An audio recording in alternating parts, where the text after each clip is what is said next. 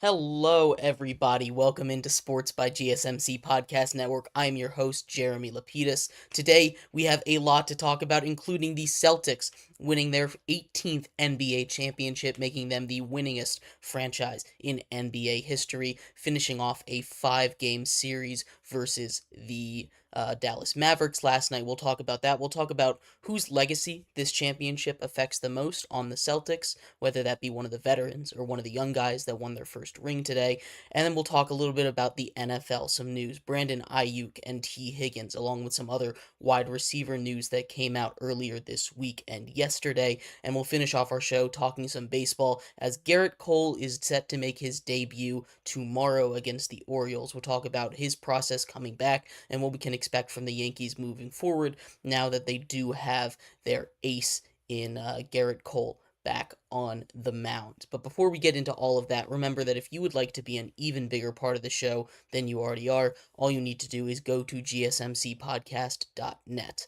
Leave a tip or donation with a message in it. That message should pop up on the bottom of the screen for you, me, and everybody else around the world to see. If you do have a burning question about sports, anything at all you would like to talk about, go ahead and throw that in the comments. I will get to it as soon as I possibly can. Appreciate all of you guys for sticking around and talking some sports with me here on a beautiful Tuesday afternoon.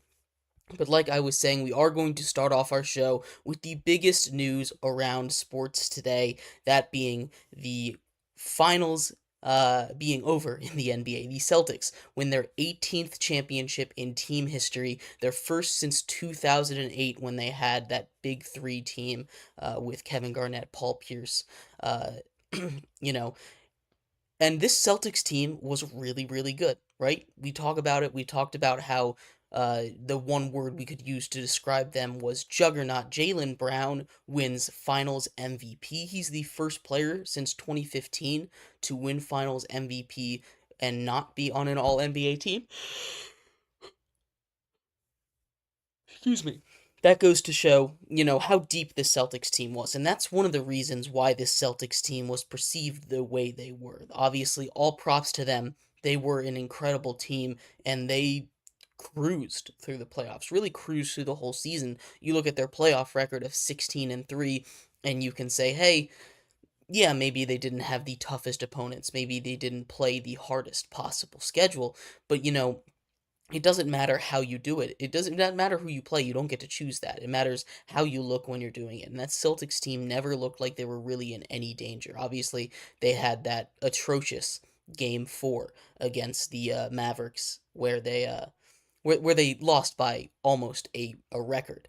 But this Celtics team was very good, and they were probably the best team in all of basketball. They definitely deserved to win the NBA Finals. I know there's a lot of Boston hate, and I'm not a big fan of the Boston Celtics either.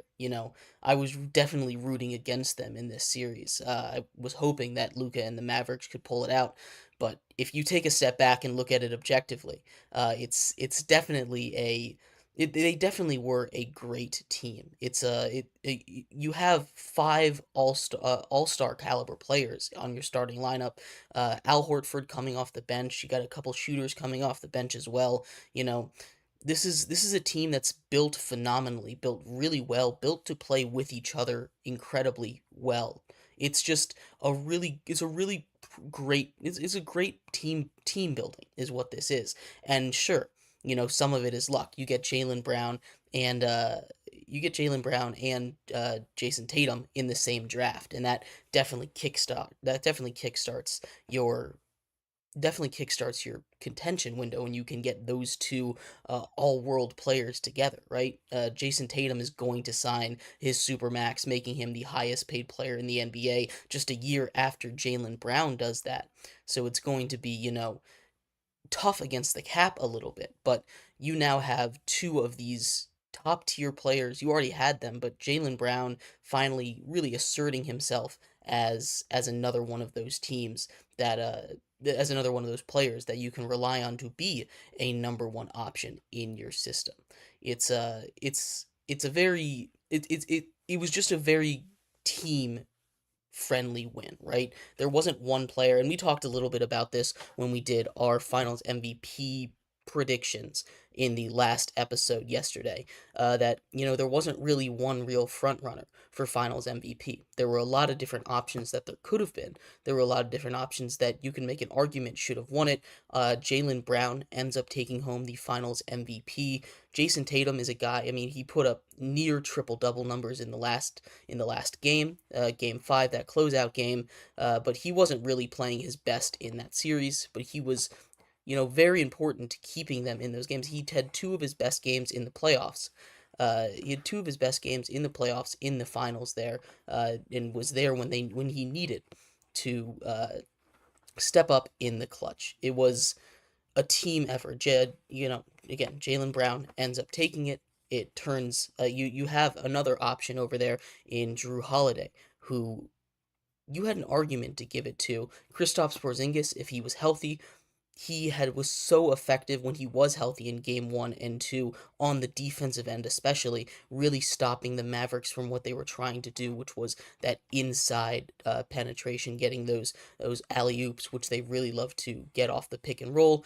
They were making it very hard on the Mavericks to really get anything they wanted. Their defensive intensity, this Celtics team was just the best team in basketball, and they absolutely deserved to win the ring. There wasn't really another team that I think could have beat that I think would have beaten them. I think there were teams that, other than the Mavericks, that might have given them a better series. Maybe the Timberwolves come in and they give them a more competitive series aside from just the one competitive game. Or maybe the Nuggets come in if they are able to get past the Timberwolves there. It's they probably give them a better series as well. But you have to you have to tip your hats to the Mavericks as well for as poorly as they played, and for as poorly as Kyrie and Luka played in that finals. They were a 5 seed that made a run. That's something that doesn't happen all that much in NBA history. This is one of those things that is very rarely seen in the NBA. You don't see a lot of underdogs make those runs. They're one of the top 5 lowest seeds of all time to make the NBA finals as a 5 seed, which is a little shocking to me, but this is a good team. This is a team that is very young, still has a lot of room to grow. Luka's only going to get better. He's only been in the league for 6 years now. So he's only going to get better. If a lot of people were coming at him for his conditioning, that's something he can fix. It's not really the end of the world for him, but he's going to be a great player. Kyrie still has a little bit left in the tank. They got Derek Lively, who was huge for them this season. And it's really exciting to see all these young guys and young stars get a chance to make the noise. I mean, uh, but going back to the Celtics here, the Celtics just dominated that series, and they dominated the whole season. Again, they win 64 games in the regular season. They clinch the first seed in the East months before the regular season ends. They continue rolling. They dealt with injuries to Kristaps Porzingis, who arguably is their third best player there. He's able to come in. He plays 4 games, 5 games in the playoffs, and they're still able to win the championship without really breaking much of a sweat. It's very impressive to see how great the Celtics have been this season, and they get to keep almost all of their core together.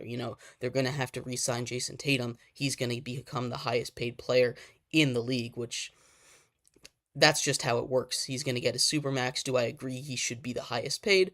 Probably not, but he is a guy that needs to get paid. So this Celtics team is going to be scary. They're going to be able to keep this momentum going into next season, and we might see the start of a dynasty now. But that's the last thing we need in Boston is more of a dynasty. But it is going to be a very interesting thing to see whether or not the Celtics can continue to keep this run going. We'll talk a little bit more about the individual players on the Celtics in the next segment here. We're going to talk about Jaylen Brown winning that finals MVP, what that means for him in his future, in his legacy. We'll talk about what the series means for guys like Drew Holiday, Al Horford, who gets his first finals win after 186 playoff games. We'll talk about all of that and more coming up next here on Sports by GSMC Podcast Network.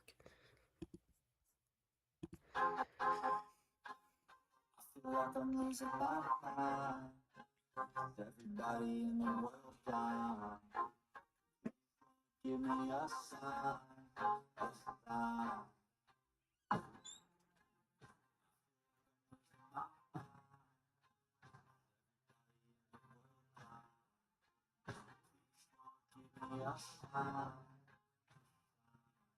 I wanna be the greatest. Everybody on the face shit. I look around, I feel like everybody is the fakest. I make it every day and I'm impatient. Hoping one day I blow up in the basement. Statement. The top is so vacant. I don't need shit that I think is amazing. Waiting for my day when I'm playing. Sold out show for 1,000 faces. Hey, eating my way in to be put down. It ain't replaced all this. My time. I want that shit, then I'll get it right now. I'm losing it, the music fits, I'm losing shit. It's stupid if you choose to live, but choose to dip. You choose to fight, to lose your grip and lose a gift. Oh.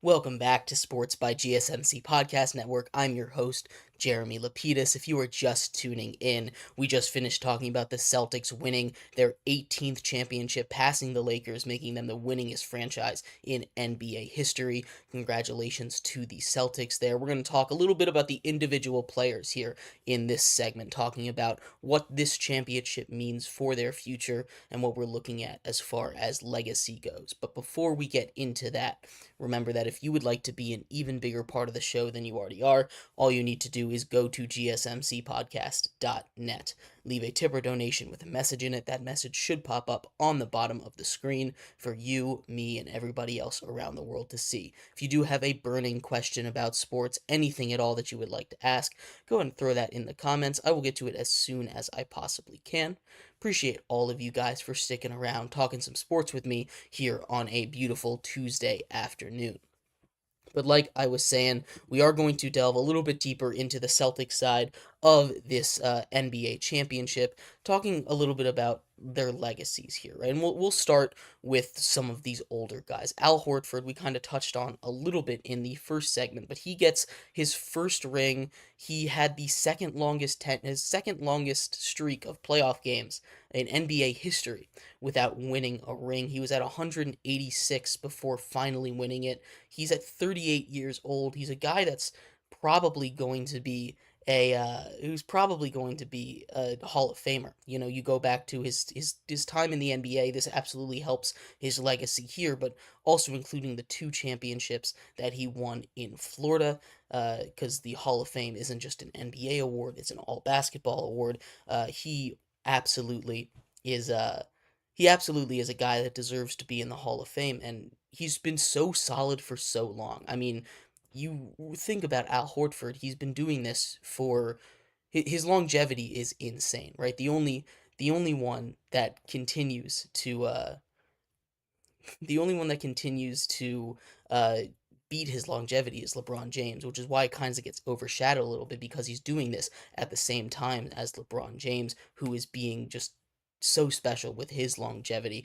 But Al Horford's doing his own kind of thing. I mean, he's 38 years old right now. He's staying with all of these young guys. He's being able to lock up Luka a little bit. You know, it's not his primary job, but He's been able to hold down the fort. He's been a huge kind of sixth man for this Celtics unit that already has so many stars front to back. Uh, all up and down that roster. So it's really impressive to see a guy like Al Horford continue to be great at basketball as he enters into his age 39 season next year. And it seems like he still has a lot in the tank. I think that what this finals did for him, aside from, giving a guy that definitely deserved a ring, is it probably cemented his legacy as a Hall of Famer. He's a guy that kind of flies under the radar because he's not doing anything super special, but he'll average 10 points a game for 16 seasons. That's something that is really, really tough to do in the NBA nowadays. So aside from him, all these other guys are young. Drew Holiday wins his second. This is the second time he's kind of done this. He did basically the same thing with the Bucks, where he gets traded there and then signs an extension and wins a ring with them. Drew Holiday's getting a little older. That's his second ring. I don't think this affects his legacy too much. Again, it's not really his team. He plays a huge part in it. That defense, we talked about how cohesive of a unit this Celtics team is. It's not just one guy or it's not three guys. It's a little bit of a different kind of super team than we are used to seeing. Drew Holiday is a huge part of that roster, and really everybody that we're going to mention, all five starters, are a huge part of it. It's just the way that they're able to work together is something that we haven't seen since the Spurs back when they were having their dynasty, that kind of team basketball that we kind of gotten away from a lot. So it's cool to see these different approaches to playing basketball, especially with even with these high-powered offensive stars like Jayson Tatum and Jaylen Brown on this team as well, still being able to know when to pass it off and know that, hey, maybe it's not my night. I'm gonna go get 10 assists instead, so I'm not shooting us out of games. And it's great coaching, it's great team building, and it's great team chemistry. And those are three things that are very hard to build in the NBA with so much movement going around nowadays. But speaking of someone that came in, Kristaps Porzingis, obviously he was hurt, so this title isn't going to affect him too much. He missed again. He missed all but 5 games in that playoff run, so huge it's not really a huge talking point on him of what he did in these playoffs, but it is an interesting conversation because of how effective he was, especially in the finals when he was healthy. The the ability for the ability for him to come in and be that defensive anchor and provide that nice pop offensively even off the bench was huge for them. It's very, very impressive what Kristaps Porzingis has been able to do. Again, it sucks that he's injury prone, but uh, when what we were talking about in the last episode is if he was healthy, I think he was a guy that might win Finals MVP because of his impact defensively. Uh, it's something that is very much uh it's something that I was very impressed by, his defensive effort, even not getting all the shine on offense. And then we get to the two big stars of the team. Obviously, Jayson Tatum has been that number one option on this team for a very, very long time. He's been uh a great star for them. He's been the engine that propels them forward. Now, he hasn't had his best performances in the playoffs, and it's huge for them to get this win. Again, this might be a start of a dynasty. He's about to get paid. He's about to become the highest paid player in the NBA, in the history of the NBA. A Supermax, uh, $315 million deal is on the way for him. He's going to be along with his teammate, Jaylen Brown is they're going to be the two highest players in the league today. So it's going to be really tough for this team to continue to be successful because they're going to start to run up against the salary cap. But this is a team that is going to have all of its stars back, all of its roster back for one more season at a minimum.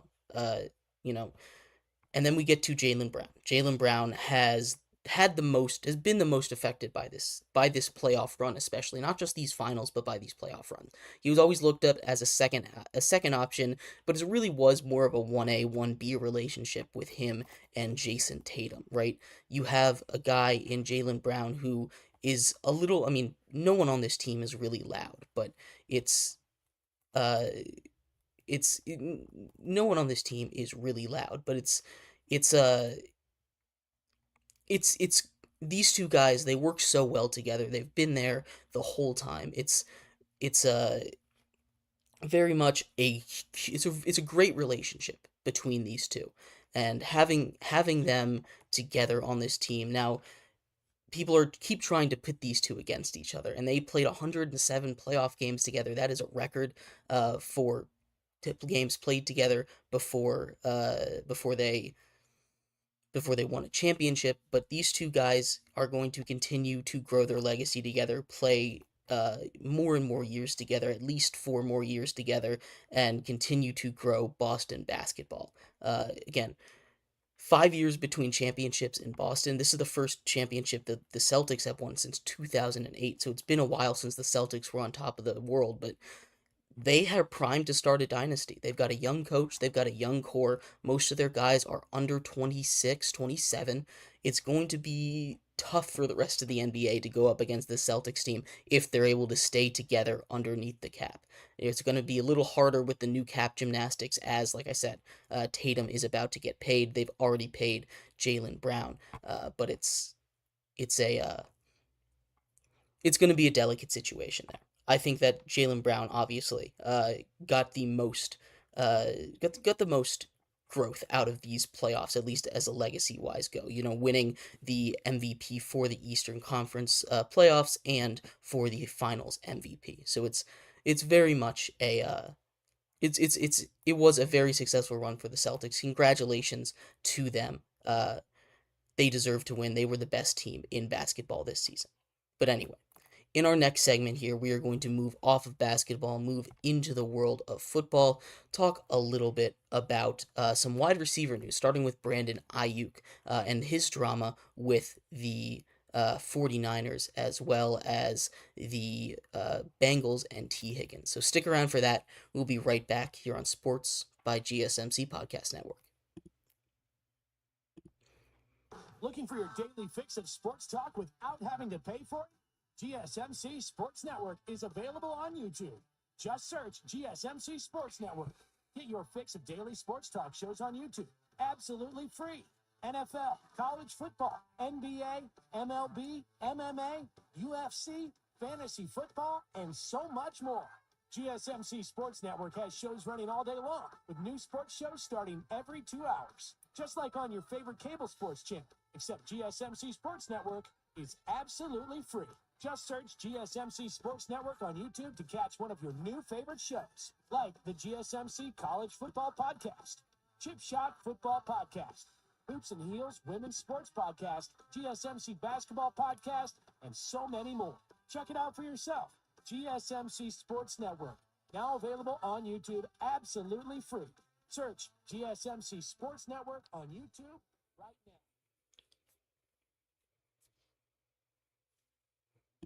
Welcome back to Sports by GSMC Podcast Network. I'm your host, Jeremy Lapidus. If you are just tuning in, we just finished talking about the NBA Finals between the Celtics and the Dallas Mavericks. As the Celtics win their 18th ring, they take down the Mavericks in 5 games in a dominant series for them. We're going to move out of the NBA here, but before we do, there was a question from Kelsey in the chat. She says, do you think we can see a repeat of Boston versus Dallas? I think absolutely we can. We've talked about how Boston is going to basically keep the same roster together, and they are going to be a super team for the next foreseeable future. But it's going to be a tougher road for Dallas. That Western Conference is only going to continue to get better. The Western Conference was already tougher than the East to begin with, but it's going to be a very it's going to be a tough road. I think it's absolutely possible. So we'll see what happens, but I think it's much easier for Boston to get back than it is going to be for Dallas too. But like I was saying, we are going to move into some football talk here, talking a little bit about Brandon Ayuk and his excuse me, talk about Brandon Ayuk and his drama with the 49ers here. But before we get into that, remember, if you would like to be an even bigger part of the show than you already are, all you need to do is go to GSMCPodcast.net. Leave a tip or donation with a message in it. That message should pop up on the bottom of the screen for you, me, and everybody else around the world to see. If you do have a burning question about sports, anything at all, go ahead and throw that in the chat. I will get to it as soon as I possibly can. Appreciate all of you guys for sticking around, talking some sports with me here on a beautiful Tuesday afternoon. But like I was saying, we are going to finish off get into some NFL talk here, talking a little bit about Brandon Ayuk and his situation with the 49ers. The 49ers have a very tough decision to make here at wide receiver, right? Brandon Ayuk is a guy who started off his career, a little bit slowly. Coming out of the gates, coming out of Arizona State, he had a couple down years. Now a lot of that isn't on him. Some of that is the quarterback situation. Some of that is the play calling. Some of that is just the way that the ball was going. Some of it was injuries. Deebo Samuel had his big year a couple years ago. Christian McCaffrey continues to have his big year, but last year Brandon Ayuk really broke out. He was the seventh highest leader in the NFL in receiving yards last season, and now he's looking to get paid. And the issue is the 49ers have a lot of other needs that they need to deal with before Brandon Ayuk. They have to deal with. They have already paid this offseason a cheap deal for Juwan Jennings, who does a lot at wide receiver, is kind of an underrated guy. They've extended Christian McCaffrey. Uh, they they continue to have wrestle with the issue at quarterback. They got to pay Brock Purdy soon. Brock Purdy is coming up on his next contract date. It's going to be a interesting discussion there to see if and how much they pay him. They've shown the ability to not pay a quarterback taking them to the Super Bowl before. They let Jimmy G walk. Obviously, back then, they already had Brock Purdy showing up, so it was a little bit of an easier decision, but they're coming up on that decision again. Do they want to make Brock Purdy a very highly paid quarterback in the NFL, a guy that's worth paying $55 million? But all of that kind of goes back to the question at hand for Brandon Ayuk, which is he wants to get paid, and he wants to get paid now. And if you're in his shoes, I completely understand it, right? You're an NFL wide receiver. You just had a top 10 NFL wide receiver season. You want to get paid like it. But for a guy like Brandon Ayuk, who really that was his one big breakout season. He's had a couple other solid years, but this was the first year last season where he really had one of those seasons where you can say, okay, he's a part of some of the better receivers in the NFL.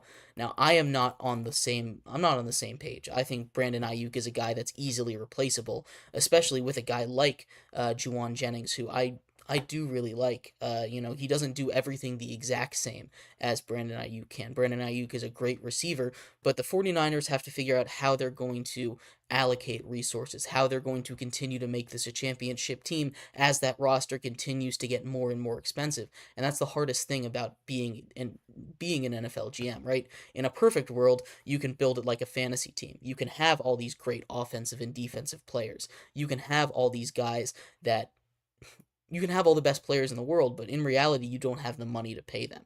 Like Eric says, he's not Deebo. Deebo, well, he might not have the same wide receiver skills.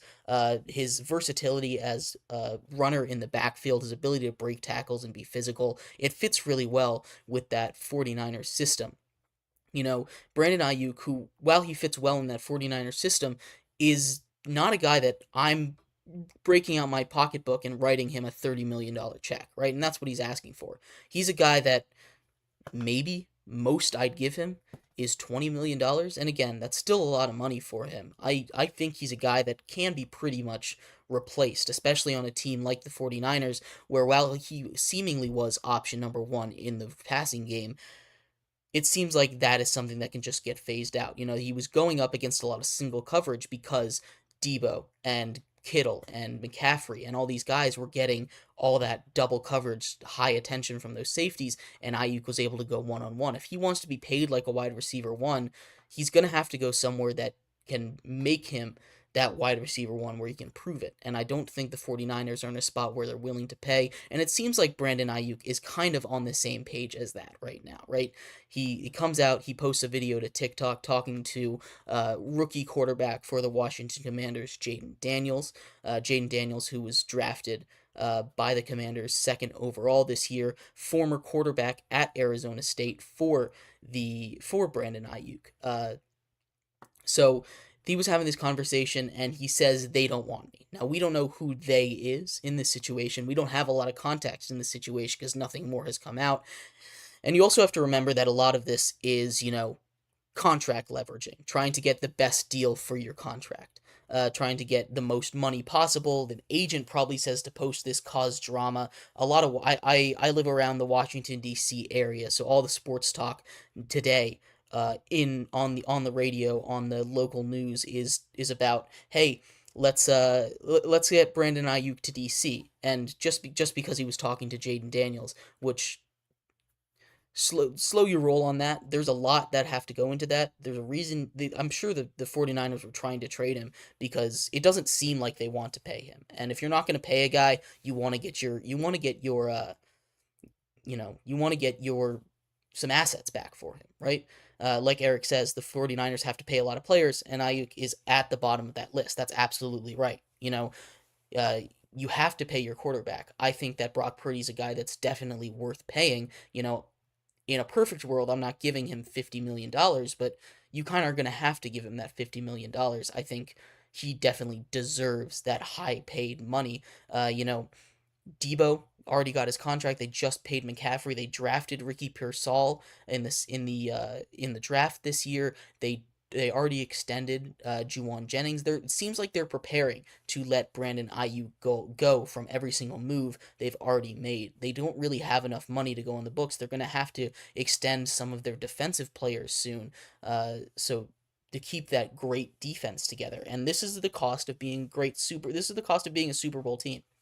You're going to have these great players that are going to leave. You're going to have these great players that you want to stay and you want to keep, but you just don't have the ability to do it because they want more money than you're able to offer. And unfortunately, I think Brandon Ayuk falls into that situation. I think that the 49ers are asking a little more from teams in the trade market than most teams are willing to pay. If I was trading for a guy like Brandon Ayuk, excuse me, I'm not giving up more than, a third round pick for him. And I'm sure they're looking for a second round pick for a guy like that. And it doesn't hurt to have him play out his contract. I believe he's got a year or two left on his deal. So it isn't the end of the world, but unless something major happens, unless something shifts, it doesn't seem like he is going to get paid. And he'll play this season, right? And then he'll go enter free agency and he'll get paid somewhere else. I guarantee you somebody will pay for his services because he is a good receiver. You don't get to be top 10 in receiving yards by not being a good receiver, right? He has to back it up this year because last year really is his only good year of proving that he has that ability. But if he's able to back it up this season, he's going to be on the list, the short list of receivers to get paid. CeeDee Lamb's going to be next most likely. T. Higgins and him are probably the next two. Again, I'm taking T. Higgins before I'm taking Ayuk, but Brandon Ayuk seems like this is going to be his last season with the 49ers. I'd be shocked if they got a trade done before the season starts. Maybe there's a team out there that's willing to give up, and maybe the 49ers lower their compensation, what they're asking for, but I don't really see either of those two things happening. They'll run it back one more time, try and get a ring, and if not, they already have that backup plan. Again, Juwan Jennings re-signed. They draft Ricky Pearsall out of Florida. These guys that are there to take Ayuk's spot, So again, we will see what happens in the 49ers, but I have a feeling that this relationship is coming to an end. That's kind of where all roads kind of lead right now. And maybe they work something out. If Brandon Ayuk decides to ask for less than $30 million, I'm sure they can work something out. I'm sure the Niners are willing to pay him $20, $25 million. But, he's probably asking for top receiver money. And if I'm him, I'm not getting off that number unless he really, really wants to stay in San Francisco. But we'll see. It's probably not going to happen until next season. He'll play one more year and enter free agency, and then we'll have a bidding war for a guy like Brandon Ayuk, especially if he's able to build on what he did last season with a great team in San Francisco. So I think this will work out for all parties, honestly. I just think that it's an unfortunate casualty of the NFL cap, right? If there's no cap, they re-sign him, there's no issue. But there is a cap, they have to stay under it, and they have to continue to build a winning team. And unfortunately, Ayuk is not in the future plans for that. But we'll see what happens. The NFL is crazy, it's unpredictable, just like everything else in sports. That's why we love it. But in our next segment, we're going to finish up our NFL coverage, continue some wide receiver talks, talk about T. Higgins. He signs his franchise tag and seems like he's going to play for the Bengals this year. There were lots of trade talks surrounding him. He's asked for trades. It's a very weird situation there, and it's a little bit of a different situation than the one in San Francisco with the 49ers that we were just talking about. So stick around for that. We'll be right back talking about all of that and more here on Sports by GSMC Podcast Network.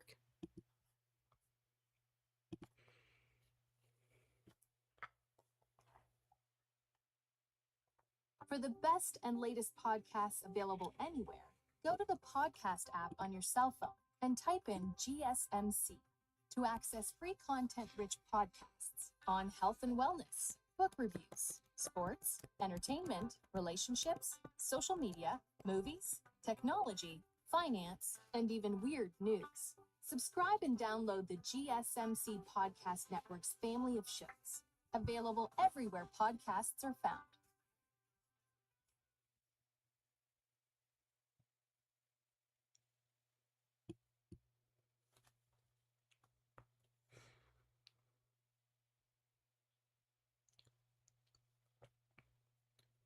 Welcome back to Sports by GSMC Podcast Network. I'm your host, Jeremy Lapidus. If you are just tuning in, we just finished talking about the situation with the 49ers and Brandon Ayuk after a TikTok video he posted saying, quote, "They don't want me." Again, we don't have a lot of context for that, but breaking down that whole situation, we also talked about the NBA Finals and everything to do with that as the Celtics take home the Larry O'Brien Trophy for the 18th time in their team history, the first time since 2008. A huge team win for them. Jaylen Brown gets the Finals MVP award, a great performance by them, which really was a dominant season in all facets. There wasn't a team in the NBA that could hold a torch to them all season long, especially in the playoffs. But we're going to finish up our NFL coverage today, talking a little bit more about a different wide receiver situation, this time in Cincinnati. We've covered this a little bit. There's a whole saga with T. Higgins and his franchise tag and him wanting out of Cincinnati, playing in Cincinnati. It's a whole saga. We'll break everything down along with the most recent update. But before we get into that, remember that if you would like to be an even bigger part of the show than you already are, all you need to do is go to gsmcpodcast.net. Leave a tip or donation with a message in it. That message should pop up on the bottom of the screen for you, me, and everybody else around the world to see. If you do have a burning question about sports, anything at all you would like to talk about, go ahead and throw that in the comments. I will get to it as soon as I possibly can. Appreciate all of you guys for sticking around, talking some sports with me here on a beautiful Tuesday afternoon. But like I was saying, we are going to get a little bit more into a different NFL wide receiver situation, this one in Cincinnati with T. Higgins and the Bengals. So it's a little similar to the last situation we were just talking about. It's a little similar to the Brandon Ayuk drama in San Francisco, but this is, it has a little bit of its own differences. T. Higgins is a great receiver. He is a wide receiver one on almost every single team, and if he wasn't on the Bengals, this wouldn't even be an issue, right?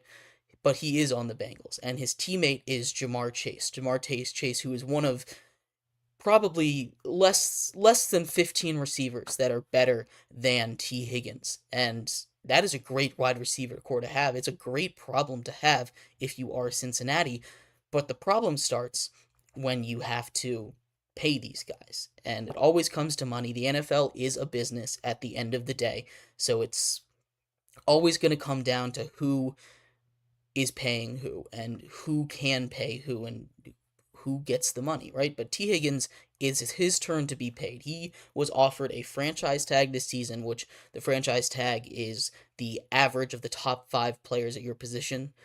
You get all of that guaranteed for 1 year, and then you are once again a free agent. The Bengals don't have the money to pay him because they've just paid Joe Burrow $55 million. They have to pay, or they're choosing to pay, Ja'Marr Chase more, which when you're having a discussion between these two wide receivers, it's tough because these two are so good, but I think that is the right decision. Ja'Marr Chase came in and immediately made a difference while T. Higgins was there an extra year. And while Joe Burrow was hurt for that season and it's not all him, he wasn't enough to make that one draft pick be the difference. So him being a free agent, and there was a whole mess. They offered him that contract. He was the first player to be offered the franchise tag. He hadn't signed it until just about a couple days ago, where he finally signs that franchise tag saying, hey, I will be a part of the Bengals this year. He's missed all of the off-season workouts, training camps, everything, mini camps. He hadn't signed it, so he's not going to be fined for it. But he had asked for a trade before the draft. He had rescinded that trade offer, and then he asked for a trade again. So he is in a situation where that relationship with the Bengals seems like it's all but over. It seems like, hey, if we can get good value for him, he's gone. And the Bengals are asking for reportedly a first round pick, or that was what was being reported. Excuse me, before the NFL draft. They were asking for a first round pick for T. Higgins, and T. Higgins is the kind of guy that you might consider giving up a first round pick for, and it's not unheard of. We've seen top tier receivers go for first round picks. A.J. Brown, the Eagles gave up a first round pick for him to the Titans, and they turned around and drafted Treylon Burks, who might not even make the roster already. So that trade didn't exactly work out, but we've seen this precedent we've seen this precedent in the past that a top tier receiver can go for a first round pick, especially one in his prime like T. Higgins. It's a very similar situation to the one in Tennessee. They didn't want to pay him, but he's a guy that deserves to get paid, and he's a guy that could make $30 million. I take him over Brandon Ayuk any day. He dealt with a couple injuries last season, so his stats weren't quite on par with Brandon Ayuk, as well as quarterback injuries, but his ability to make those tough catches, to be open in traffic, is something that's really rare to see in the NFL, and having him and Ja'Marr Chase on the same team is a rare luxury that the Bengals have, and they're only going to have it for one more season, so they need to capitalize on it this season before they, have to move on. Now, they can franchise tag him again, and we've seen situations like this, like with Washington and Kirk Cousins, where they were franchise tagging him over and over and over again before he finally left for Minnesota because they couldn't franchise tag him, I believe, a fourth time in a row. But it is a tough situation for Bengals fans. T. Higgins wants out. It seems like there's no way to rebuild that relationship without paying him, and I mean, that's the easy solution. He's not actually mad at the Bengals, but he just wants them to pay him, and the way that it's going right now, that is not going to happen. The Bengals have to save money. Again, it's a similar situation to the 49ers in that they have too many people they have to pay, and they have too many people they have to pay at that same position. Now, they don't quite have the same kind of backup plan that the 49ers have. They're looking to run it back. They think they'll be fine without T. Higgins. It seems like that is a huge loss for an offense, for a guy in Ja'Marr Chase who already gets double teamed a lot. They lost Tyler Boyd earlier this offseason, their other weapon, so instead of having one of the better receiving corps in football after next season, they'll probably only have one of those three guys who, all of them were starting caliber, were probably wide receiver twos on most teams, or better. Again, T. Higgins and Ja'Marr Chase are both wide receiver ones on most teams. I think T. Higgins is the wide receiver one on like 90% of the teams in the NFL nowadays. He is that good of a player. He's going to get paid in free agency, and I can't wait to see what team picks him up because he is going to get that. He's going to get paid. but it's not going to be with the Bengals. He'll have one more season, and maybe they can run it back. Maybe they can make a run. But unless the Bengals pony up the cash and probably let Jamar Chase walk, he is done with the Cincinnati Bengals for this season. But we'll follow that story more as we get closer to the NFL season. We'll start to do a little more NFL coverage as the season starts in September, and we'll get a little more clarity on everything that's going on around the league.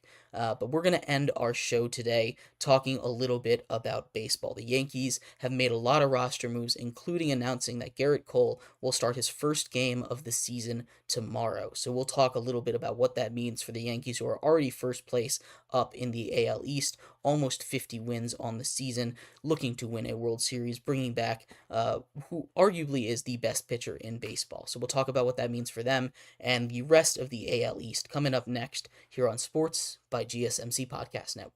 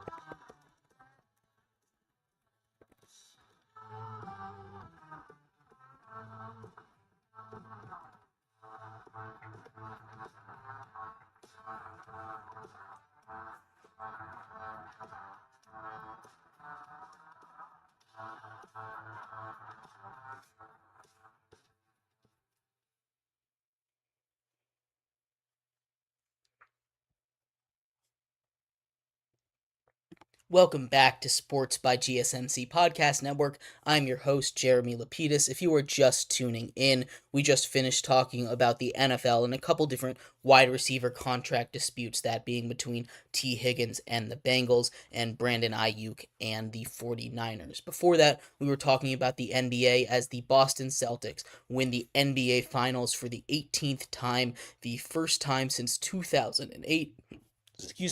As almost everybody on their roster wins their first ring of their career. A huge moment for them, very emotional moment for all of those guys. It was really cool to see Jaylen Brown lift that Finals MVP trophy and the rest of the Celtics team go and celebrate.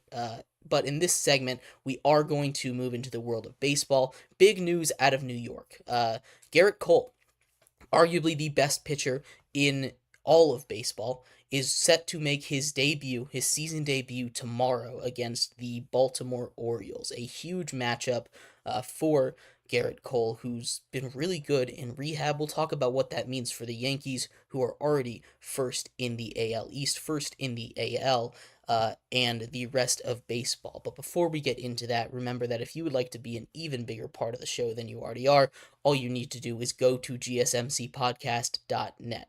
Leave a tip or donation with a message in it. That message should pop up on the bottom of the screen for you, me, and everybody else around the world to see. If you do have a burning question about sports, anything at all that you would like me to cover, go ahead and throw that in the comments. I will get to it as soon as I possibly can. Appreciate all of you guys for sticking around, talking some sports with me here on a beautiful Tuesday afternoon.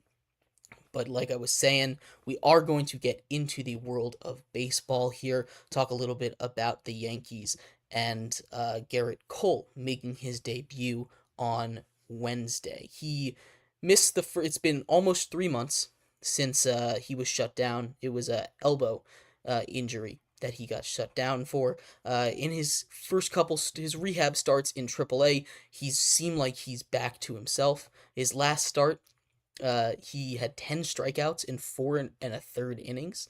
So that's 13 outs, 10 of them are strikeouts. Overall, in 12 1/3 innings, in 3 outings. He had 19 strikeouts, so he is ready to go, at least against AAA. Now, that's a much different level of competition, but having a guy like Gerrit Cole back in that rotation, a rotation who has been incredible without him, what is supposed to be one of the weakness. Stroman has been great. He just gave up a lot of runs against Boston, but before that, he had been a shutdown guy for them. Uh, you know, Nestor Cortez has been really good for them. Luis Gil has been really, really good for them. He was the guy that came up for Gerrit Cole, and Gerrit Cole's going to come in and probably send Gil back down, or maybe Cody Poteet, or there it is. He's going to take Poteet's spot in the rotation, as Clark Schmidt is on the injured list, but he's coming back on Wednesday so tomorrow against the Baltimore Orioles in what is going to be a huge series for these two. These two teams are on top of the AL right now. The Orioles are a game and a half back from the Yankees in the AL East right now. It is going to be, having Gerrit Cole back for that series is not only going to be huge for their winning ability. Obviously, when you add one of the best pitchers in all of baseball, your team is only going to get better, but it's also huge for their morale against a opponent that is one of the few teams in baseball that's been able to keep pace with them this season. They've been on a bit of a skid. They just lost a tough series against their rival, the Boston Red Sox. Lost that series 2-1. They were getting run on a lot, and the Orioles are a fast team as well, so that's something that they have to be aware of. But adding Gerrit Cole back is going to be a huge boost to that rotation, a rotation that already was phenomenal heading into this series, which is something that's really powered them. I know Soto and Judge offensively have been probably the two best hitters in all of baseball right now, but, having arguably the best pitcher back in that rotation is only going to strengthen their case for a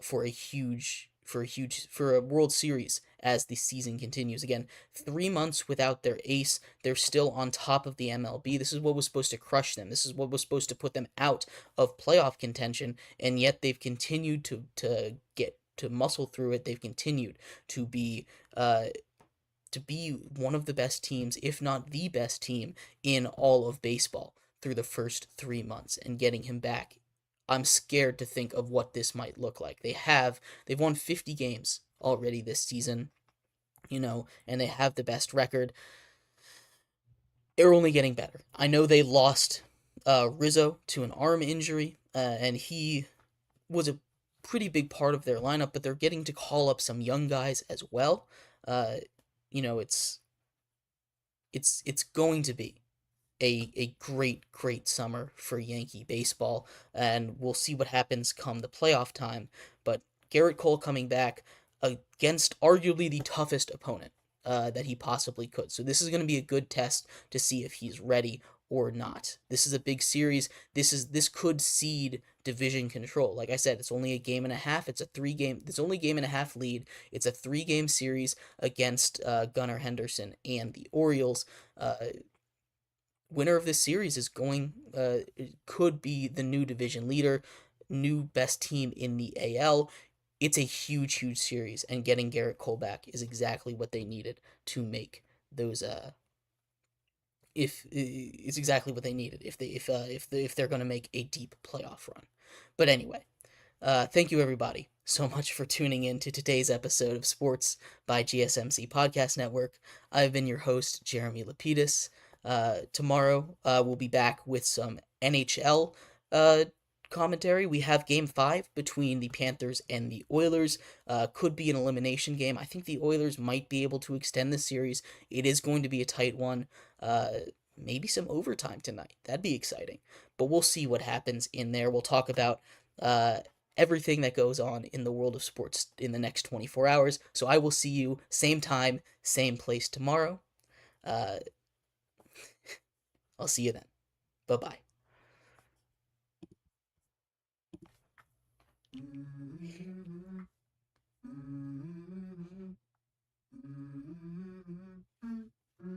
Let's go.